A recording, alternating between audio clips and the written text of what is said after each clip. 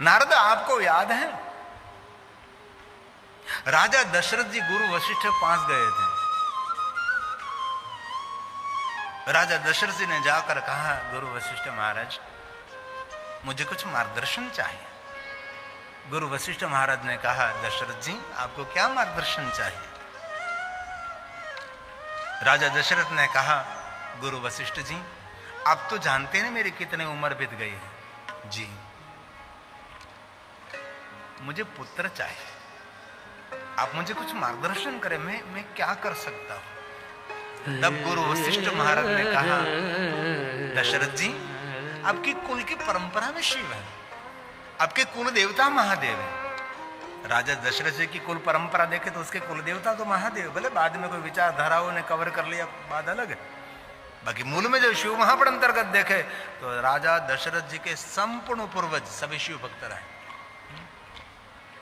दिलीप से लेकर भगीरथ तक सभी महादेव के भक्त रहे। अरे मुझे पूछने की क्या जरूर है, पुत्र हिनकर इच्छा कोई निश्चय शिव प्रसादते हुए। और मैं दिल से बात कहना चाहता हूं, आपके परिवार में से कोई भी निसंतान कोई दंपति है, कोई निसंतान दंपति को कभी तिरस्कार तो करना ही नहीं चाहिए, कभी टाना नहीं मारना चाहिए, लेकिन कोई निसंतान दंपति है तो उनको इधर उधर वहां भटकना नहीं चाहिए। पुत्र के लिए आप कहां कहां भटकते, कहां कहां जाते लोग, क्या क्या नहीं करते। जिनको संतान नहीं से निसंतान दंपति को किसी के द्वार नहीं खटखटाना चाहिए, सिर्फ महादेव के द्वार पहुंच जाना चाहिए। पुत्र हिनकर इच्छा कोई निश्चय शिव प्रसाद। शंकर जैसा एक देव है, सब कुछ देने में समर्थ है। शास्त्र विद्या शस्त्र विद्या कुछ भी चाहिए महादेव सब कुछ दे सकता है। गुरु वशिष्ठ महाराज ने कहा, दशरथ जी अब विशेष करके पार्थेश्वर महादेव का पूजन करें और शंकर जी का आराधना करें। आपके तो इष्ट देवता महादेव, विशेष प्रकार से कुछ पूजा करें आप। और गुरु वशिष्ठ महाराज ने राजा दशरथ को मार्गदर्शन दिया। क्यों? पुत्र के लिए। ये शिव महापड़ ग्रंथ का श्लोक है, पुत्रार्थे पार्थिवो मूर्ति। पार्थेश्वर महादेव की पूजा करें। मिट्टी में से शिवलिंग जो निर्माण होते हैं पार्थेश्वर। शिवो दशरथो समानर्च विशेष प्रकार से महादेव की पूजा करें। वशिष्ठस्य गुरु वशिष्ठ महाराज ने आज्ञा दी और गुरु वशिष्ठ महाराज की आज्ञा का अनुसरण करते हुए राजा दशरथ जी ने पार्थेश्वर महादेव की विशेष प्रकार से पूजा की। जो मिट्टी में से शिवलिंग निर्माण होते हैं उसकी बहुत सारी महिमा है। और अकेले नहीं, राजा दशरथ जी ने अकेले नहीं, साथ में कौन? कौशल्या प्रिया मूर्ति। साथ में माता कौशल्या भी पूजा करने के लिए बैठी। कौशल्या के लिए कितने सुंदर शब्द प्रयोग किए, कौशल्या तत्प्रिया मूर्ति। प्रेम भरा हुआ, बहुवात्सल्य भरा हुआ जिनका स्वभाव है। माता कौशल्या प्रेम मूर्ति है, प्रेम से प्रकट हो ही में जाना। कौशल्या जी का स्वभाव क्या है? बहुत, कहीं लोग होते हैं ना बहुत लागणशील, प्रेम मूर्ति, प्रेमाण मूर्ति। इसीलिए तो वहां भगवान राम है ना। और ब्रह्मा ने नारद को कहा, नारद सुनिए, कौशल्या प्रिया मूर्ति पार्थिव शांभवी। किसने मार्गदर्शन किया माता कौशल्या को? ऋष्य शृंग समादिष्ट। श्रृंगी ऋषि ने, श्रृंगी ऋषि ने, श्रृंगी ऋषि महादेव के परम भक्त हैं। माता कौशल्या जी को कहा कि आप भी पार्थेश्वर महादेव का पूजन करें। और माता कौशल्या ने शिव जी का पूजन किया।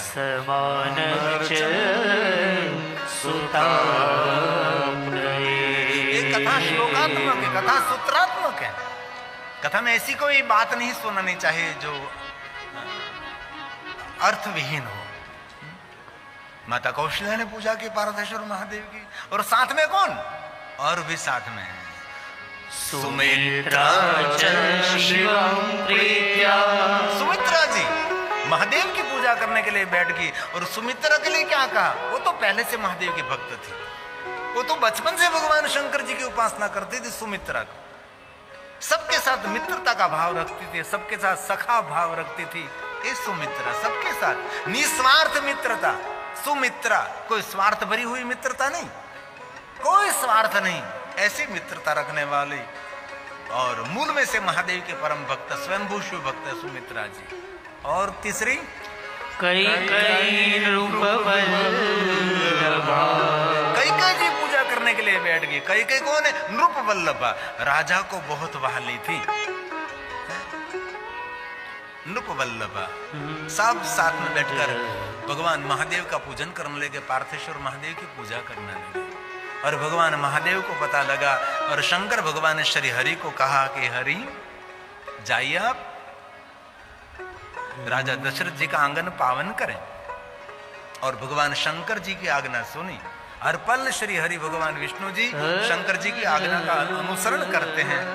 और भगवान महादेव ने कहा और स्वयं हरि 4 रूप में प्रकट हुए शंकर जी की आज्ञा सुनकर। और भगवान महर्षि वेदव्यास जी ने कहा ततः शिवाज्ञया तस्मात्, महादेव ने आज्ञा की तो तासुराज्ञा स्वयं हरि, स्वयं हरि, स्वयं हरि चतुर्भिश्चैव रूपेश, 4 रूपों में भगवान प्रकट हो गए।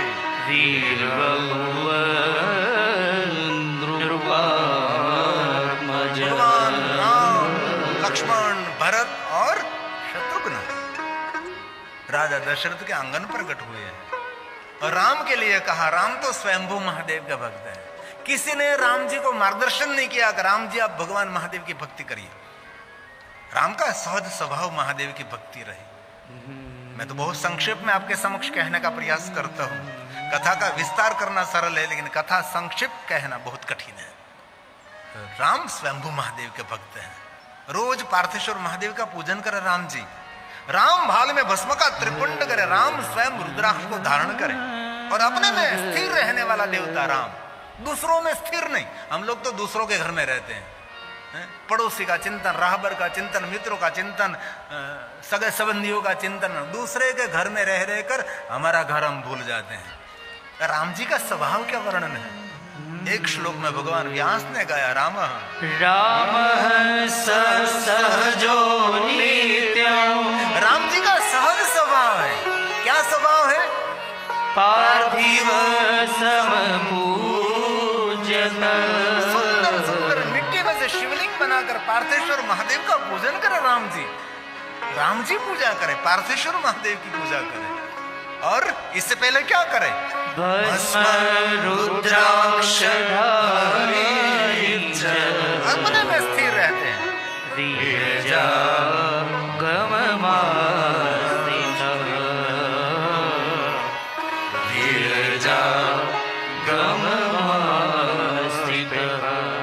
स्वयं में रहने वाला कभी दुखी नहीं होता।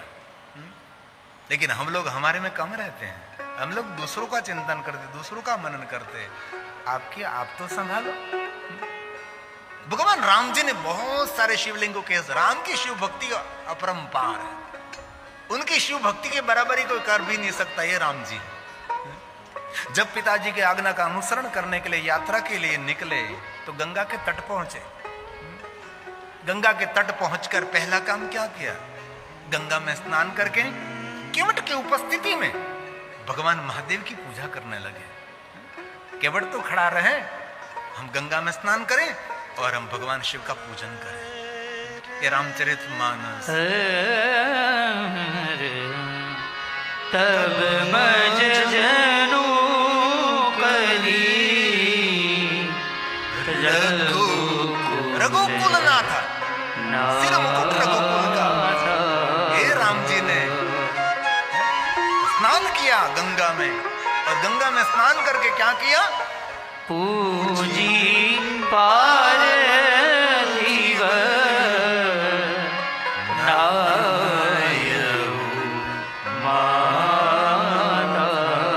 पार्थेश्वर महादेव की पूजा करने के बाद मस्तक झुकाकर भगवान शंकर जी को प्रणाम किया, महादेव जी की वंदना की।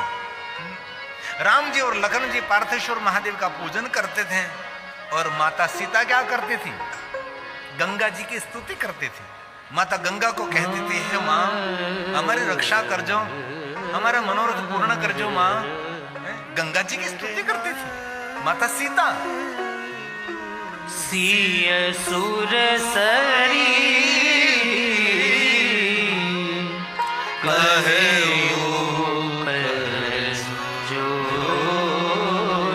माता सीता बे हाथ जोड़ी माता गंगा ने प्रार्थना करे, केवी प्रार्थना करे, हे माँ मातु मनोरथ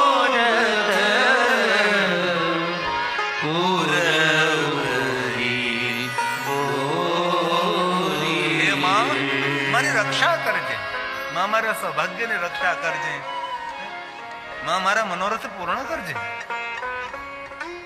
सुंदर पार्थेश्वर महादेव का पूजन, गंगा की स्तुति और यात्रा का आगल आगल प्रारंभ हुआ। चलते चलते चित्रकूट पधारे। एक दिन माता सीता जागी, जागी सी सपन अस देखा। माता सीता नींद में से उठ गई। सुबह सुबह में राम जी को कहने लगी, आज मुझे बहुत कुछ ऐसा अमंगल सपना आया है, दुख देने वाला सपना है। राम जी ने कहा क्या हुआ? तब सीता जी ने कहा, मैंने ऐसा कुछ देखा जो अमंगल संदेश है। और तुलसी ने बहुत सुंदर ये प्रसंग का वर्णन किया है। सकल मलिन ऐसे माताओं का वेश देखा जो अमंगल वेश है, और सभी माता दुखी है। तुलसी के एक एक चौपाई महामंत्र है। बहुत हृदय से मैं प्रार्थना करता हूँ कि संस्कृत के सभी ग्रंथ आप न पढ़ सके, लेकिन रामचरित मानस 18 पूर्ण निगम निगम इनका जरूर पाठ करो आप। भले चौपाई न पढ़ो, दोहरा सोरठ ना पढ़ो, लेकिन भाषांतर तो पढ़ सकते हैं। पूरा जीवन है रामचरितमानस में। मैं शिव कथा गायक हूं, लेकिन मैं रोज रामचरितमानस का पाठ करता हूं। आपको भी पाठ करना चाहिए। इनमें सब कुछ है, पूरा जीवन इसमें भरा है। जीवन के पार होने के लिए ये सब कुछ रामचरितमानस में है। और तुलसी ने गाया है, सकल मलिन मन दीन दुखारी देखी सासु आन अनुहारी। सीता जी के मुख से सब कुछ सुन लिया। भरे जल लोचन, सुनते सुनते राम जी की आंख भर गई, क्योंकि राम तो सब कुछ जानते हैं, उनको तो सब कुछ पता है, कहने की कोई आवश्यकता नहीं। सुनी सी सपन, सुनी सिय सपन, सपने की बात सुनकर राम जी की आंख भर गई। भरे जल लोचन। एक शास्त्र का नाम है सपन शास्त्र। पूरे इसमें सपनों का वर्णन है। आपके सपने में क्या देखते हैं तो जीवन में क्या होने वाला है, पूरा सपन शास्त्र है। बहुत सारे शास्त्र है, बहुत सारा संशोधन ऋषि मुनियों ने किया, क्योंकि हमारे पास तो पढ़ने का कोई समय नहीं होता। तुलसी ने गाया है, सुनी सिय सपन भरे जल लोचन। भये सोचन बसन लोचन विमोचन। राम जी मौन होकर आंख भर गई, बहुत गहरा थे, सोचने लगे, कुछ नहीं बोले। बहुत सारे बातें जीवन में है, नहीं बोलना चाहिए। नहीं बोलने में आपका हित में कल्याण है। राम जी ने कहा नहीं, राम जी सब कुछ जानते थे, नहीं लखन को कहा न सीता को कहा। राम जी मौन रहे, लेकिन आंख भर गई आज। लेकिन राम जी इतना थोड़ा सा धीरे से बोले, भैया लखन चल मेरे साथ, ये जो सपना है ना कुछ ठीक संदेश नहीं दे रहा है, ये कुछ कठिन संदेश होने वाला है भैया। राम जी ने कहा, लखन लखन सपन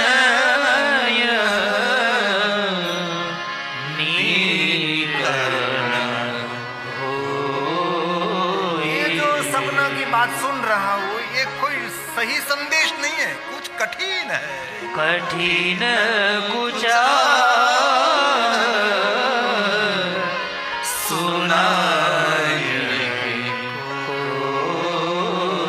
कोई कठिन समाचार मिलने वाला है भाई लखन तैयार रहो। अटलू ज बोले ने राम जी ये कहो लखन पहले हम दोनों स्नान करेंगे, स्नान करने के बाद हम साधु संत महापुरुष हैं उसको प्रणाम करने के लिए जाएंगे। इससे पहले हम भगवान शिव की पूजा करेंगे। एक कुछ संदेश है, एक दुखद कुछ संदेश आने वाला है, ये दुख सहन करने के लिए लखन जल्दी हम दोनों स्नान कर लेंगे, भगवान शिव जी की पूजा करेंगे और महादेव की पूजन करके हम साधु संतों को प्रणाम करने के लिए निकलेंगे। राम जी ने कहा अस कही बंधु समेत राम और लखन जी ने स्नान कर लिया। स्नान करने के बाद क्या कहा? शिव जी की पूजा की। पूजी पुरारी साधु पुरारी भगवान शिव का पूजन किया और महादेव की पूजा करके साधु संतों को प्रणाम करने लगे। क्योंकि हमारी परंपरा है पूजा उठने के बाद हम दादा दादी को प्रणाम करते हैं, माता पिता को प्रणाम करते, घर के बुजुर्गों को प्रणाम करते, यज्ञ में से उठे सबको प्रणाम किया, पूजा में पूजा पूर्ण हुई सबको प्रणाम किया। ये हमारी प्रणाली है। मैं कहना ये चाहता हूँ राम जी ने कदम कदम पर महादेव का पूजन किया। राम जी ने एक शिवलिंग की स्थापना नहीं की, भगवान राम जहां जहां गए वहां वहां सभी स्थानों पर राम जी ने अपने कर कमल द्वारा शिवलिंग की स्थापना की। कभी कभी कहीं दक्षिण भारत की यात्रा करो, कहीं शिवलिंग तो ऐसे हैं कि जहां कोई दूर दूर तक जल नहीं है, वहां भगवान राम जी ने शिवलिंग की स्थापना की और महादेव को जलाभिषेक करने के लिए दूर दूर के तालाब नहीं, सरिता नहीं, कुछ भी नहीं। तो राम जी ने क्या किया? राम जी ने धरती में बाण चलाया और धरती में बाण चलाया और जल निकला और इस जल से भगवान शिव जी को स्नान कर अभिषेक किया। राम के बाण के द्वारा जो धरती में से जल निकला, इस जल को जल नहीं कहते, उसको बाण गंगा जल कहते हैं। राम जी के बाण द्वारा जहां जहां जल प्रकट हुए उसको बाण गंगा कहते हैं। ऐसे बहुत सारे शिवलिंग है भगवान राम जी ने बहुत, इनमें से सभी शिवलिंगों में से एक शिवलिंग को हमने भगवान रामेश्वर रूप में स्वीकार, ज्योतिर्लिंग को रूप में हमने स्वीकार लिया। कहीं लोग ऐसा मानते हैं कि राम जी ने एक शिवलिंग की स्थापना की, नहीं नहीं, राम जी ने अगणित लिंगों की स्थापना की, संख्या न विद्यते। मेरे राम भगवान महादेव के परम भक्त हैं। एक बार रघुनाथ बोलाए, एक बार भगवान राम जी ने या वन यात्रा पूर्ण हो गई और प्रवचन करना था तो सबको आमंत्रित किया। गुरु द्विज पूर्वा से सब आए, बैठे गुरु मुनि अरु द्विज सज्जन सब बैठ गए और बोले वचन। राम जी ने सुंदर प्रवचन का प्रारंभ किया। सुंदर कितना वर्णन है, गुरुजन सज्जन द्विज ब्राह्मणों सब लोग बैठ गए। राम जी कुछ कहना चाहते हैं और जो दुर्जन लोग थे वो खड़े रहे। कहीं सभा में देखना दुर्जन लोग खड़े रहते हैं चारों तरफ और अच्छे लोग अपने स्थान पर बैठ जाते हैं। लेकिन बैठे सब आ गए, सब बैठ गए और राम जी ने कहा मुझे आज कुछ मेरी बहुत रहस्य भरी हुई बात सुनानी है, मुझे गुप्त बात कुछ कहना है। सब एक दूसरे के सामने देखने लगे। अरे राम जी का जीवन तो आर पार है, भगवान राम का जीवन में कोई गुप्त हो ही नहीं सकता, लेकिन क्या गुप्त बात है? सबने आतुरता से कहा प्रभु जल्दी कहिए, हम सुनना चाहते हैं। और रामचरितमानस में और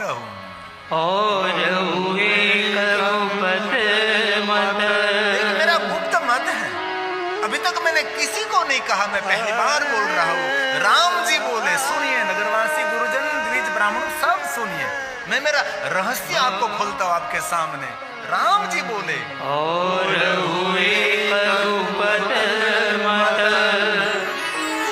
सब ही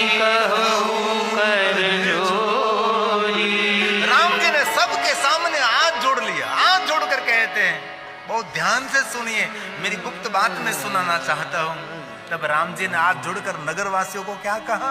तुलसी ने गाया, शंकर भजन बिना नर भगति न पायो भजन के बिना मेरा तो पहुंच ही नहीं सकता।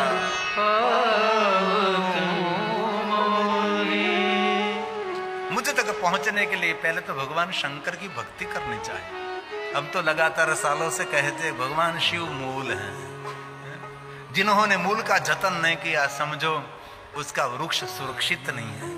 कोई भी वृक्ष की डाली, उसके पत्ते, उसके फल फूल को सुरक्षित रखना है तो वृक्ष के मूल का जतन करना पड़ता है। शिव हमारा सबका मूल है। इसलिए कोई भी संप्रदाय में, कोई भी विचारधारा में आप है, सभी संप्रदाय श्रेष्ठ है, सभी विचारधारा श्रेष्ठ है, सभी संप्रदाय के आचार्य श्रेष्ठ हैं, सब श्रेष्ठ हैं। लेकिन आपका कल्याण करना चाहते हैं तो भगवान महादेव से कभी दूर नहीं रहना चाहिए। भगवान शिव को कभी छोड़ना नहीं चाहिए। मैं बहुत दिल से आपको कहता हूं, सब श्रेष्ठ हैं, लेकिन श्रेष्ठ में श्रेष्ठ भगवान शिव है। शिव के सिवा कौन हो सकता है? राम जी ने महादेव की भक्ति का जो वर्णन किया, राम जी ने शिव जी महाराज की जो स्तुति की, अरे मैं 9 दिन राम जी की शिव भक्ति पर बोल सकता हूं। भगवान राम की दृष्टि में महादेव। जब कोरोना काल में हम कथा करते थे, मेरे सामने कोई श्रोता नहीं थे, सिर्फ कैमरे लगे रहते थे और हमारा संगीतकार भाई, हम सब बैठकर कथा गाते रहते थे। क्योंकि वहां मुझे श्रोताओं की मानसिकता ध्यान में नहीं रखनी थी, मुझे तो बस ऑनलाइन प्रसारण करना था। पूरा साल कथा गाते रहे।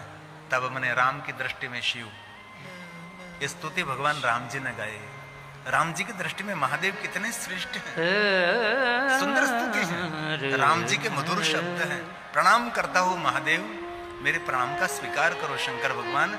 नमन करता हूं मैं रामा नमामि शंभो, नमामि शंभो पुरुषं पुराणं। कितनी सुंदर बात करी, कितनी सुंदर बात करी। महादेव के लिए कहा पुराणम पुरुषम, पुराण पुरुष, पुराण पुरुषम, पुराण पुरुष। पुराण पुरुष किसको कहते हैं? सभी पुराणों में जिनका वर्णन है उसको पुराण पुरुष कहा जाता है। 18 पुराण में देखना, सभी जगह पर महादेव है। 18 पुराण के उप पुराण को देखना, सभी में महादेव है। कोई भी उपनिषद को तो देखना, महादेव है। कोई ऐसा पुराण, कोई ऐसा उपनिषद, कोई भी पुराण ऐसा नहीं जिनमें महादेव नहीं। इसीलिए शिव जी को पुराण पुरुष कहा जाता है, सबको नहीं कहा जाता। नमामि शंभो, शंभु क्यों है? स्वयंभू, विभू, प्रभु, हे स्वयंभू। नमस्कार करता हूं महादेव में। ये राम जी ने गाया है। 1-2 पंक्ति गाकर सुनाऊं, मुझे पता है समय हो गया है। नमामि शंभो पुरुषं पुराणं। मैं नमन करता हूं हे पुराण पुरुष, हे आदि पुरुष, हे मूल पुरुष, मेरी वंदना का स्वीकार करे। नमामि सर्वज्ञ पारभावं। संसार में ते पार करने वाला, भवपार करने वाला, सर्वज्ञ हे महादेव, मैं आपके नमन करता हूं, मैं प्रणाम करता हूं। दूसरों का दुख देखकर आपका हृदय द्रवित हो जाता है। हे रुद्र, मेरे प्रणाम का स्वीकार करें। नमामि रुद्रं प्रभुं शयन्तं। नमामि सर्वं शिरसा नमामि। नमामि सर्वं शिरसा नमामि। मेरा मस्तक झुकाकर निरंतर मैं प्रणाम करता हूं महादेव, में निरंतर प्रणाम करता हूं। जीवन के सभी दुखों में से मुक्त करने वाला महादेव आप है। ये राम जी ने गाया है। नमामि देव परम यम। विश्व के सभी देवताओं का मंगल आप करते हैं। देवताओं का मंगल करने वाला कौन? महादेव है। ये मैं नहीं कह रहा हूं, ये राम जी बोल रहे हैं। नमामि देवं परमं व्ययम्। सभी देवताओं का मंगल करते हैं। कौन है महादेव? तमुमापतिं लोकगुरु नमामि। और कोई नहीं, उमापति महादेव आप सबका मंगल और कल्याण कर। लोक गुरु नमामि, त्रिभुवन गुरु नमामि। महादेव जो आपका कोई भजन करे उनकी निर्धनता, उनके दरिद्रता को दूर करते हैं। ये राम जी ने गाया है। नमामि दारिद्र्य विदारणं तं। निर्धनता, दरिद्रता महादेव, रोग और शोक में से मुक्त करने वाला महादेव, मैं प्रणाम करता हूं। नमामि रोगाय हरं नमामि, नमामि रोगाय हरं नमामि। कभी अवसर मिलने तो गुरु वशिष्ठ महाराज महादेव के परम भक्त हैं। गुरु वशिष्ठ महाराज ने महादेव की अनंत भक्ति की है और महादेव के भक्तों के लिए गुरु वशिष्ठ महाराज ने एक स्तोत्र की रचना की है, जिन स्तोत्र का नाम है निर्धनता दरिद्रता को दूर करने वाला दुख दारिद्र स्तोत्र है। इसलिए कोई निर्धन है, मन से, वाणी से, धन से, उनको स्तोत्र का कहो पाठ करें। जो गुरु वशिष्ठ महाराज ने शिव भक्तों पर कृपा करके निर्धनता दरिद्रता को दूर करने का स्तोत्र बनाया है। पूरा तो अभी मैं नहीं गा सकता, एक पहली पंक्ति में आपको सुना दूं, हृदय से तो कभी कभी इसका पाठ करना चाहिए। विश्वेश्वराय नरकारणवतारणाय, नरक में से तारने वाला, भव पार करने वाला, विश्व का ईश्वर ये मेरा महादेव। कितना सुंदर है महादेव। करणामृताय शशिशेखरधारणाय, बाल में चंद्र को धारण करने वाला, कपूर जैसा वर्ण है, कपूर जैसा वर्ण है। शिव जी गोरे हैं, मेरा शिव काला नहीं श्याम नहीं है। विष्णु जरूर गगन सदृशम, भगवान शंकर तो कर्पूर वर्ण, कर्पूर जैसा वर्ण भगवान शंकर जी का है। और एक बात बीच में मैं कह सकता हूं, भगवान की आरती के समय कपूर जलाना वो फर्जात नहीं है। कई लोग कर्पूर गौरम बोलते हैं, इस समय कपूर जलाने लगते हैं। नहीं नहीं, कपूर और उनके साथ कोई रिश्ता ही नहीं। ये भगवान शिव जी के रूप और स्वरूप का वर्णन है, कपूर के साथ नहीं। दक्षिण भारत में जितने जितने मंदिर है वहां कपूर जलाना बंद कर दिया। क्यों? देवाल काले हो जाते थे, पंखे काले, भगवान के कपड़े काले हो जाते थे, कपूर में से धुआं निकलता है। और पुजारी पूरे दिन अर्चन करता रहता, कपूर जलाता रहता, तो पुजारी का नाक भी कपूर से काले काले भर जाता था। इसलिए उनके साथ कपूर का कोई रिश्ता नहीं है। ये तो भगवान शिव रूप और स्वरूप का वर्णन है। गुरु वशिष्ठ महाराज ने गाया कर्पूर कांति, कर्पूर कांति धवलाय जटाधराय, दारिद्र्य दुःखदहनाय नमः शिवाय। बोलिए, दारिद्र्य दुःखदहनाय नमः शिवाय। पूरा स्तोत्र आपको कंठस्थ न हो तो अंतिम पंक्ति कंठस्थ कर लीजिए। एक बार बोलिए मेरे साथ, लिप मोमेंट करिए। दारिद्र्य दुःखदहनाय नमः शिवाय। बोलिए तो सही, एक बार तो बोलिए। दारिद्र्य दुःखदहनाय नमः। इतने बड़े बड़े स्तोत्र कंठस्थ नहीं कर सकते, लेकिन इतनी पंक्ति। और एक बार मेरी विनंती से सुनिए जरा। दारिद्र्य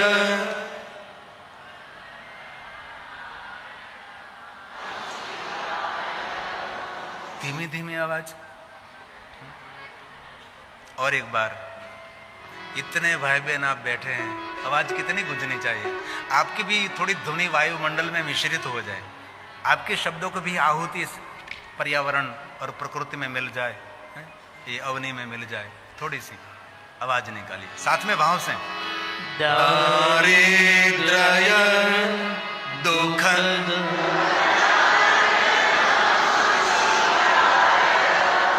थोड़ा संतोष हुआ। दारिद्र्य दुख,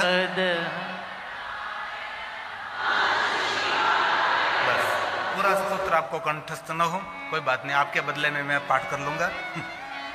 लेकिन आपको अंतिम पंक्ति बोलनी है, रोज रोज बोलना है। ओम दारिद्र दुख दहनाय नमः शिवाय। मैं हृदय से कहता हूं, दुनिया का कोई ऐसा दुख नहीं जो मेरा महादेव आपको दुख में से मुक्त न कर सके। ये शंकर, ये महादेव। एक बार पहुंचो तो सही शंकर भगवान के पास। राम जी ने गर्जना करके करके लोगों को कहा कि मेरे पास सामर्थ्य, मेरा साम्राज्य, ये भगवान शिव जी की भक्ति का फल है।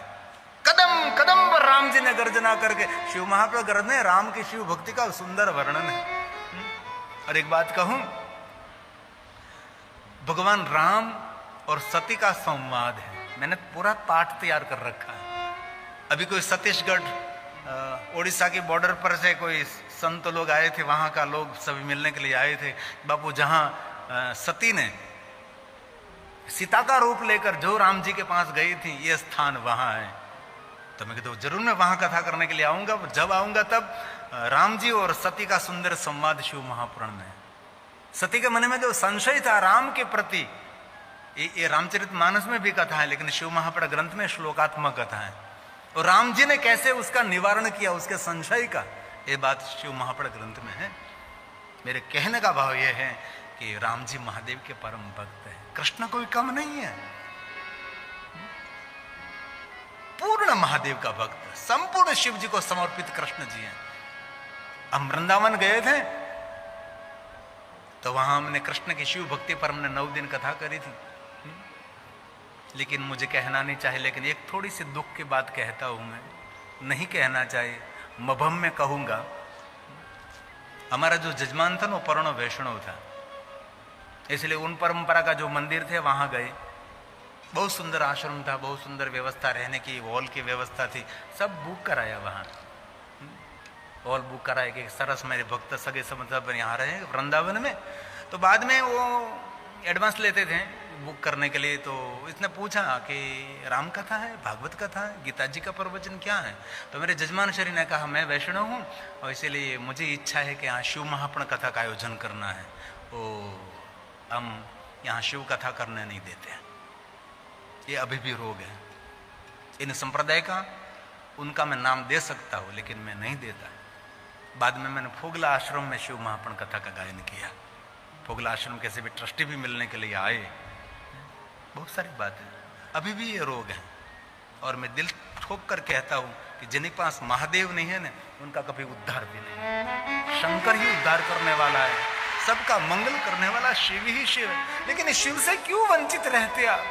कृष्णेन कृतम नित्यम, कृष्णेन कृतम नित्यम, नित्य भगवान महादेव का पूजन। अरे मारो द्वारकाधीश शिव जी की पूजा ना हो तो मुख में पानी नहीं रखता था।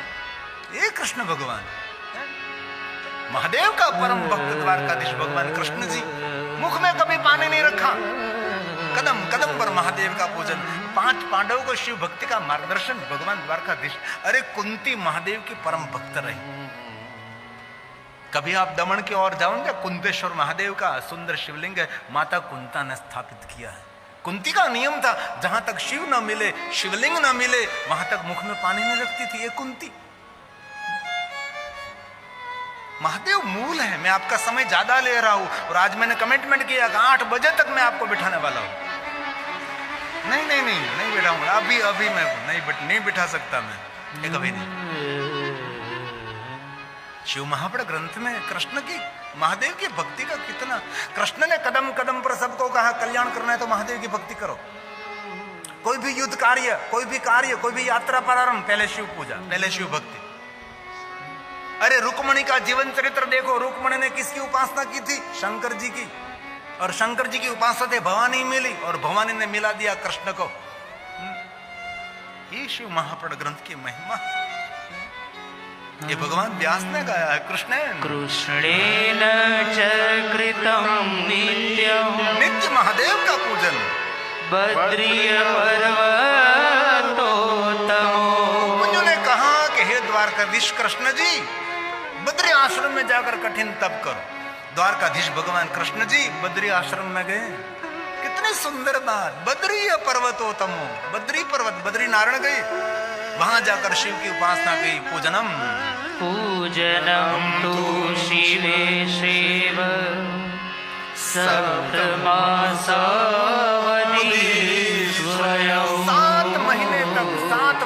तक द्वारकाधीश कृष्ण जी बद्री नारायण रहे।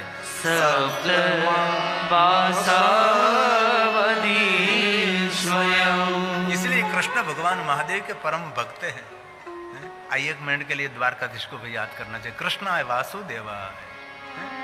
आप सबको कंठ से भागवत कथा बहुत सुनते हैं ना, श्रीमद् भागवत, जहां भागवत कथा होती है भगवान कृष्ण को याद किया जाए। हमारे सभी शिव भक्त हैं। कृष्ण वासुदेवा, कृष्णाय वासुदेवाय। बोलिए बोलिए, साथ में बोलिए। हरे परमात्मने और प्रणतः क्लेश सनाशाय गोविन्दाय नमो नमः। साथ में बोलिए, गोविंदाय नमो नमः। श्रीमद् भागवत का गुरु है कथा। परुण भाई, आज मैं एक बहुत खुशी व्यक्त करना चाहता हूं। 26/1/1996 में આજના દિવસે મેં શિવ મહાપણ કથાનો પ્રારંભ કર્યો હતો। આજના દિવસે પહેલી વાર મંગલાચરણ કર્યું હતું। पहली बार व्यासपीठ पर विराजमान आनंद नगर भावनगर। आप भावनगर की कुछ बात कर रहे थे ना मुझे, तो भावनगर में आनंद नगर है। नगरों नगर એટલે ભાવનગર, બધા નગરો જ તે વિજયનગર આ નગર ને તે નગર ને। તો આનંદ નગર ની અંદર સ્વામિનારાયણ મંદિર, અને સ્વામિનારાયણ મંદિરમાં મેં પહેલી શિવ કથા કરેલી। કલ્પના તો કરો તમે। मैं शिवालय बहुत घूमा था। शिवालय कौन हो, हमारे दसना में जो है ना, शिवालय में कौन हो, गिरिपुरी भारती उतारे शंकर ने आरती। જ્યાં જ્યાં શિવાલય હોય ને અમારા દસનામ હોય ને। બહુ શિવાલય હું ભટકો, મને કથા કરવી છે, કોઈ આશ્રય સ્થાન ના આપ્યું। પહોંચો સ્વામિનારાયણ મંદિરે। ઘણા લોકો કે તમે સ્વામિનારાયણ સંપ્રદાયના સંતોને એટલો બધા સાચવો, એટલા બધા પ્રેમ કરો, એટલો બધો વાલ કરો, એટલું બધું તમે સન્માન આપો, પણ મારા મૂળની કથામાં મારા સ્વામિનારાયણ સંપ્રદાયના સંતો રહેલા છે। કોઈ બાવડું નહોતું પકડ્યું, કોઈ આંગળી નહોતી પકડી। અમારા ગવ્યા સ્વામી ને બાલકૃષ્ણ સ્વામીએ પહેલી મારી શિવ મહાપણ કથા સ્વામિનારાયણ મંદિર આનંદનગરમાં કરી, ત્યારે મને શિક્ષાપત્રી આપેલી ને હજી મારી સાથે હું શિક્ષાપત્રી રાખું છું। ભલે હું શિવ પરંપરામાં છું, પણ દિલથી હું કહું છું, રોજ શિક્ષાપત્રીનો પાઠ કરે ને એ દુનિયામાં કોઈ જગ્યાએ પાછો ન પડે ને, રોટલા ને ઓટલા દુઃખી ન થાય। એ શિક્ષાપત્રી ભગવાનની છે। એની પહેલી કથા 26/1/1996 અને આજે 26/1 જાન્યુઆરી છે આપણી। આજે મારા કથાનો પ્રાગટ્યનો દિવસ છે। આજે કથા પ્રાગટ્ય દિવસ, એને પહેલી વાર મેં શરૂઆત કરી હતી। 30મું વર્ષ શરૂ છું મને કથા કરતે કરતે। અને પરુણભાઈ, 800મી કથાનો 8મો દિવસ આજે। આ કથા 800મી અને 8મો દિવસ છે આજે। હવે પછી કથા શરૂ થશે 801, સોમનાથમાં 802, 10 ફેબ્રુઆરીથી સોમનાથ છે। આપને જો અનુકૂળ હોય તો પરુણભાઈ પધારજો, તમે સૌ પણ આવજો। નરેન્દ્ર બાપાને ને અનિલાબાને તો હું લઈ જ જવાનો છું, ધ્રુવભાઈને પૂછવાનું પણ નથી। તમારે તો બંને જણે આવવાનું। જો કોઈ જગ્યાએ યાત્રા તમારી બીજી કોઈ જગ્યાએ હોય તો વાંધો નહીં, પણ રુદ્ર રાત્રિ જ્યોતિર્લિંગ, રુદ્ર રાત્રિ 11 રાત્રિ જ્યોતિર્લિંગોમાં રહેવું જોઈએ। 11 રાત્રિ ન રહી શકો, પૂર્ણ રાત્રિ 9 રાત્રિ રહેવું જોઈએ। 9 રાત્રિ જ્યોતિર્લિંગોમાં નિવાસ ન કરી શકો, સપ્તરાત્રમ પંચરાત્રમ ત્રિરાત્રમ જ્યોતિર્લિંગમાં કોઈ એક રાત્રિ નિવાસ કરે, એની પણ અંતિમ રાત્રિ મંગલમય હોય, તેના જીવનમાં કોઈ દુઃખ ન હોય। એ જ્યોતિર્લિંગોનો મહિમા છે। श्री कृष्ण करारविंदे, क्या कृष्ण की महिमा है। करारविंदेन पदारविंदम मुखारविंदे विनिवेशयन्तं वटस्य पत्रस्य सुप्रेशयनं बालमुकुन्दं मनसा स्मरामि बालमुकुन्दं मनसा स्मरामि। આટલું તો કેટલું કંઠસ્થ થઈ ગયું આપણને। આજથી 30 વર્ષ પહેલા કોઈ મહાદેવની કથાનું આયોજન કરનારે કોઈ નહીં હતા. ગામડે ગામડે શિવાલયું ભીખ માગતો હતો, કથા કરો ને ભાઈ, શિવ કથા કરો ને, હું તમને સહકાર આપીશ, કથા કરો ને. અમારે એક દયાગીરી બાપુ, તમે તો જાણતા છો પૂર્ણભાઈ, દયાગીરી ગોસ્વામી સુરનગર ભાવનગરના, એ શિવ કથા કરતા હતા. અને એમને મને સંકેત કર્યો કે તમે ભણો શિવ મહાપુરાણ. પછી હું ભણવા ગયો. 5 વર્ષ સુધી લગાતાર સંઘર્ષ વગર ક્યાં સિદ્ધિ. એટલે હું રોજ કહું છું, અનિલાબેન, નરેન્દ્રભાઈ, ધ્રુવભાઈ, અરશાઈલી, આ પરિવાર સુધી પહોંચવામાં મને 30 વર્ષ લાગ્યા છે. અને પરુણભાઈ કોટક સુધી પહોંચવામાં 30 વર્ષ થયા. આટલા વર્ષો પછી તમે મને મળ્યા છો કે નહીં? હમણાંથી જ નવી આમ નામથી પરિચિત, પણ એકબીજા મળ્યા નહીં હતા આપણે. એક દિવસમાં કોઈને કાંઈ વિજય નથી મળતો. બહુ મોટી જર્ની હોય છે પરુણભાઈ. સફળ વ્યક્તિના દુઃખ કોઈ જાણતું નથી. સફળ પુરુષોને એના પાયામાં કેટલા પથ્થરો દટાયેલા છે આપણને થોડી ખબર છે. હમણાં પ્રદીપ ત્રિવેદી અમારા લેખક છે, બાપુ મને તમારા વિશે કાંઈ, મેં કીધું હું લખવા જેવું કાંઈ છે જ નહીં. લખવામાં આંસુ છે, બાકી કાંઈ છે નહીં. આંસુથી વધારે કાંઈ ન હોય.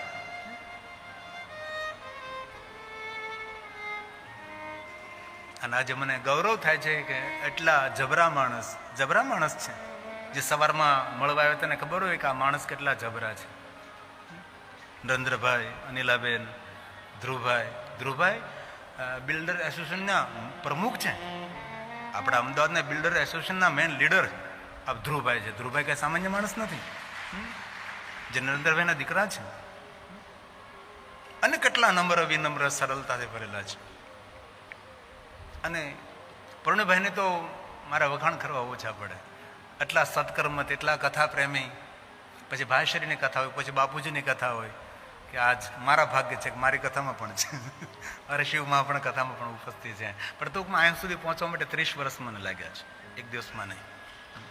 બહુ હૃદયથી આપનું સ્વાગત છે પરુણભાઈ. અને મને ગૌરવ થાય કે આજ મારું મોટા ઝીંઝુડા કથામાં ઉપસ્થિત છે. મારું ગામ મોટા ઝીંઝુડા છે.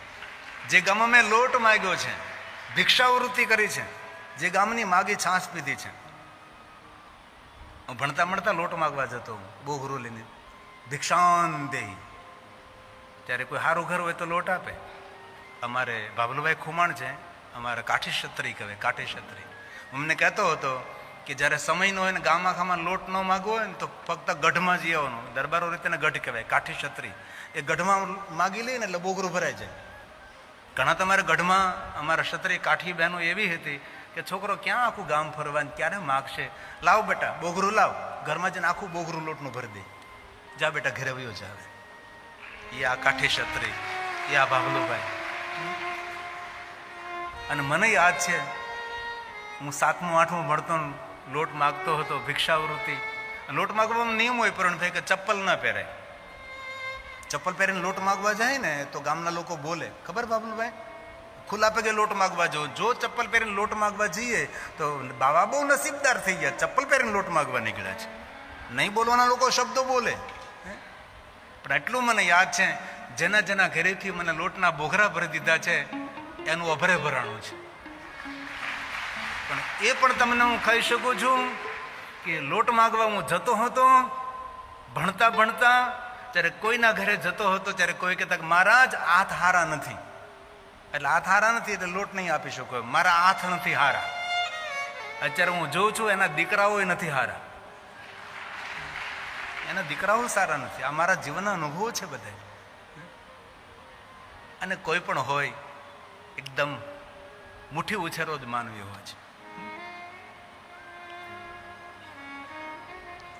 શ્રી કૃષ્ણમ ગોવિંદ હે મુરારી, શ્રી કૃષ્ણ ગોવિંદ હરે મુરારી, હે નાથ નારાયણ વાસુદેવા.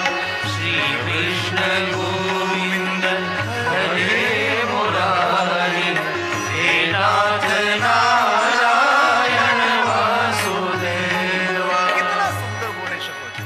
કારણ કે શ્રીમદ ભાગવત કથા, ભગવાન રામજીની કથા, ગુરુ હે ભાગવત કથા, લેકિન શિવ કથા આયોજન કરનાર કોઈ હતા જ નહીં. તેથી કહું છું કે જેને જેને ભગવાન મહાદેવની કથાના આયોજનો કર્યા છે, મારે આમ તો કહેવાય નહીં, પણ પરવીનભાઈ કોટક બેઠા છે ને ઉપસ્થિતિને કહી દઉં, અમારો પરવીનભાઈ કોટક આવતા સમયમાં મારો ભાવિ કથાનો જજમાન પણ ખરો.